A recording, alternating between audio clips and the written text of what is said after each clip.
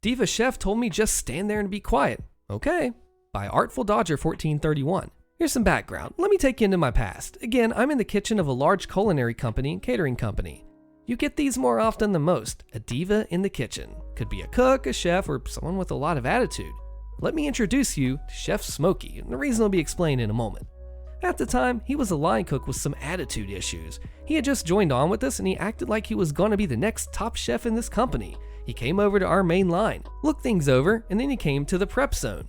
Now, the difference in the prep zone and the main line is the type of burners. On the main line, we have gas ranges, 6 in fact, and in the prep zone, we have almost all L-shaped counters with induction burners set up. On unusually swamped nights, the prep zone will handle appetizers for the main line. So here comes Chef Smokey about to take the lead on appetizers. Myself and one other person are working hard, but apparently not smart enough. So Chef Smokey grabs multiple pans and puts them on the induction burners. He revs them up super high and adds his olive oil. Now, there are 2 glitches in this scenario. Issue 1. Induction burners, these older ones, use specific pans and they have a special setup to work, so they can be a little temperamental when they do work, and if you use the wrong pan, either the pan won't work or they act up. Issue 2 is that olive oil smokes faster than normal canola or vegetable oil or the mixed oil that we have on site. The recipe calls for olive oil. We don't pump our induction burners to super high, especially when you're using pans not made for it, because, well, the pans work, but they can run super hot. They can overload the induction burner, or they might not just work at all. He sprays oil into all 5 pans that he has on super high. He gives us a super conceited look. I say, you might not wanna. Chef Smokey says, zip it. You seriously might not just be quiet and watch. With all due respect, and I reach to lower the settings on the induction and he nearly spanks my hand. Just stand there and be quiet. The malicious compliance. Okay, learn the hard way, I think. Chef Smokey starts his first pan, dropping his appetizer to cook. It comes out great, but as he reaches for his second pan, the oil has already instant burned. Pan 3, 4, 5 are also burned oil. They're smoking. So, being a resilient, smart, and problem-solving human he is, he wipes the pans and sprays oil in them. Oil instant burns. Okay, so he tries a new tactic. Chef Smokey drops oil and then he drops the appetizer material at the same moment. Nice try. His appetizer instant burns because his oil was already burned quick. He goes through this cycle about 3 times of burning product pretty fast. He is getting raging PO'd.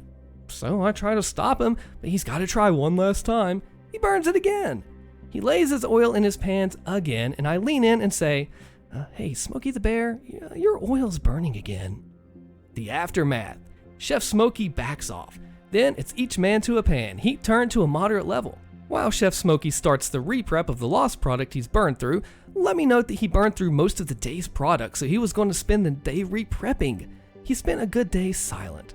The guys in the kitchen used my nickname and I gave him, and some called him Smokey the Bear, some called him Chef Smokey, and it stuck until he quit. Customer asked me to count out a bag of live crickets in front of her, loses out on bonus crickets. Posted by Albino Raven 666. I, 32-year-old female, work part-time at a pet store to supplement my income as my salary of my full-time teacher doesn't always pay the bills. Plus, I have a few pets and 20% off of in-store purchases is rather helpful. Anyway, one of the things that we supply are live and frozen feeder animals for things like reptiles, certain aquatic creatures, and invertebrates. These include things like mice and rats, Dubai roaches, bloodworms, mealworms, waxworms, superworms, and crickets. The mice and the rats are either frozen or live, but either way they're easy to count and box up for the customer. Dubai roaches, mealworms, waxworms, and superworms are pre-packaged and price-marked, but the crickets are not. Crickets are kept in these large containers with mesh top egg cartons for the crickets to climb and hide in, cricket food, and hydration.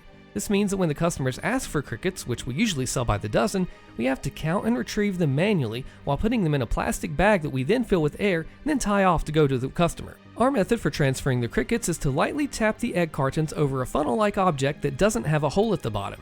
We tap the crickets in, wrap the plastic bag around the mouth of the funnel, then tip it and lightly tap the crickets into the bag.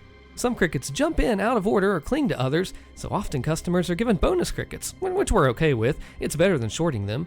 So customers are always given the right amount or often more than what they ask for without an increase in price. Most people get this. The customer in the story did not. A woman comes in and she asked for 4 dozen crickets, 48 crickets total.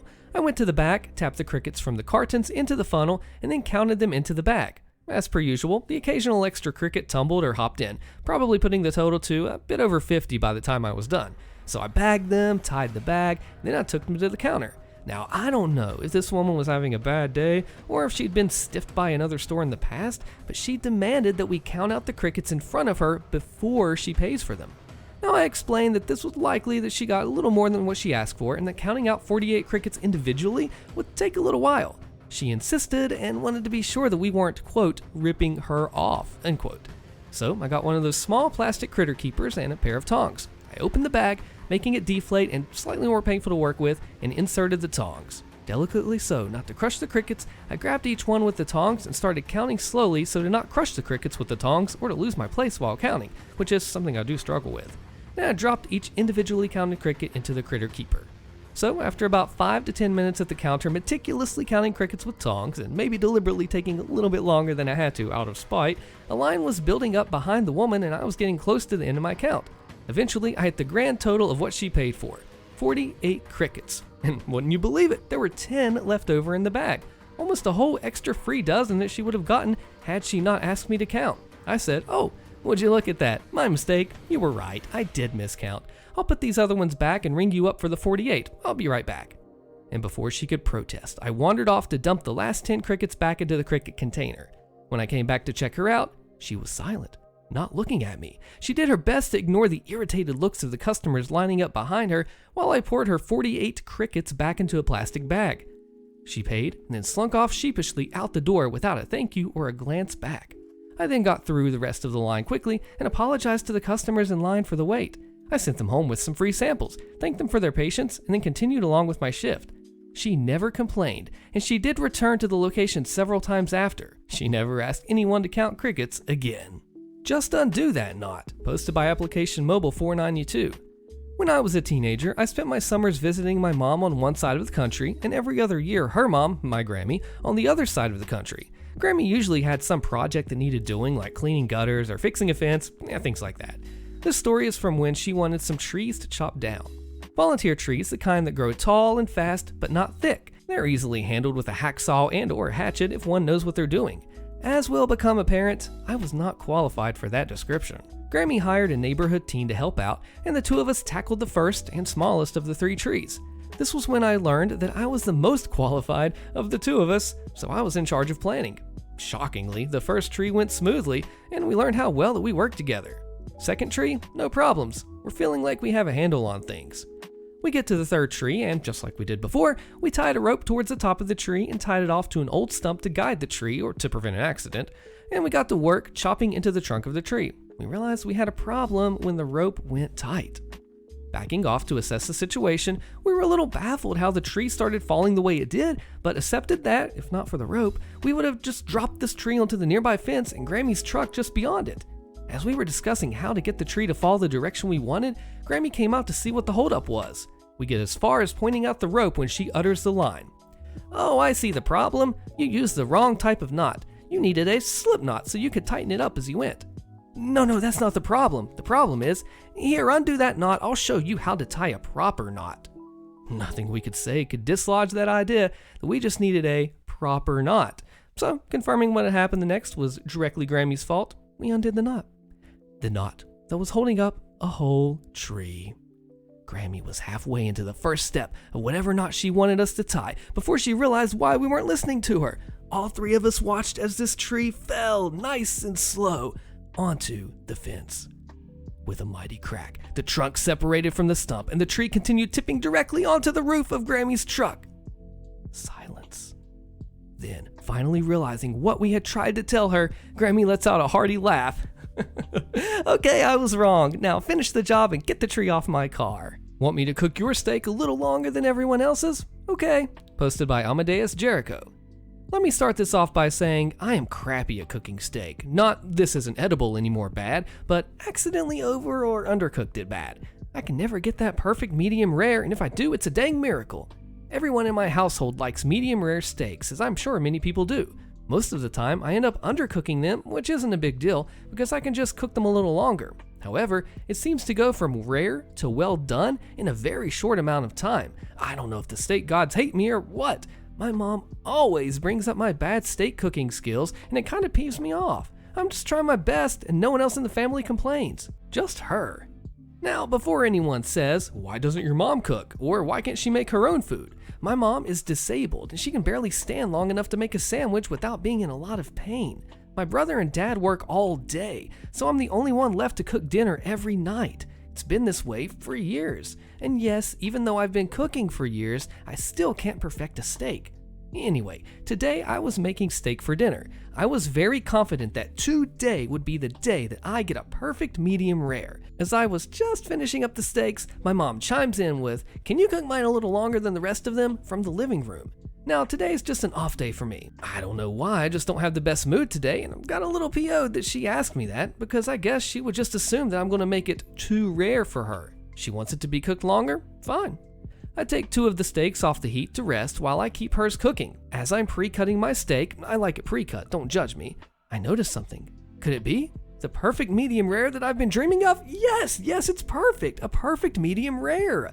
I was delighted. After I'd finished cutting my steak, I take my mom's steak off the heat to rest. I wasn't going to completely butcher this steak because it was a very nice cut of steak and I wouldn't want to ruin it, so it's still very juicy. But as I was cutting her steak, again, because she's disabled, I see that it was definitely well done. In the end, when I served it up, I told her, too bad you wanted yours cooked longer. Yours is now well done instead of medium rare like the rest. I unfortunately didn't get the reaction I was hoping for, as she seemed pretty content with it. But I hope she stops asking me now. You don't want us to cook? Alrighty then. Posted by Pardon This Name's Taken. I've been thinking about posting this story for a while, and it just decided to commit. It brings a smile to my face, so here goes. When my brother and I were younger, 10 and 12, our parents had a rule that, other than using the microwave, we could not cook without a parent present. We can prep what we wanted to cook, but we were not to so much as touch that stove or oven. We tried it once and got fussed at. That's all it took. One summer, he and I wanted to make home fries, but our mother was at work and our father had just stepped out to do errands. I want to make home fries. Wait a minute, pardon, Mom and Dad said that we couldn't cook when they're not here. Now, let me interject with a little context about me. I was a smart aleck kid, and it got me in trouble often. So the inner workings of my mind on this day were bent toward mischief. They didn't say we couldn't cut it up, though. Wonder Twin Malicious Compliance activate. We then went to work, and then peeled and cut up and seasoned the potatoes before putting them in a bowl, covering the bowl with foil and placing it in the fridge. My brother and I looked at each other and said, wouldn't it be funny if Dad came home and ate raw potatoes, but said they were good even though they were raw? Now for a little more context, my dad was notorious for going into the refrigerator and eating whatever food he felt like eating, regardless of whose it was. We laughed hysterically at the thought for about 10 minutes before going back to play Sega. About 2 hours go by and then my dad came home. As expected, he went to the refrigerator and pulled out the bowl of raw potatoes. We heard the rustle of the foil and immediately went to the kitchen to watch what he was going to do. He ate a potato and said, "Oh, this is raw. It tastes good though, but why didn't you cook it?" We reminded him that he said we couldn't cook if there wasn't a parent in the house. He chuckled and got out the skillet. That rule didn't last much longer in the house, and he began teaching us how to cook more. Check out the Malicious Compliance playlist here and subscribe for more.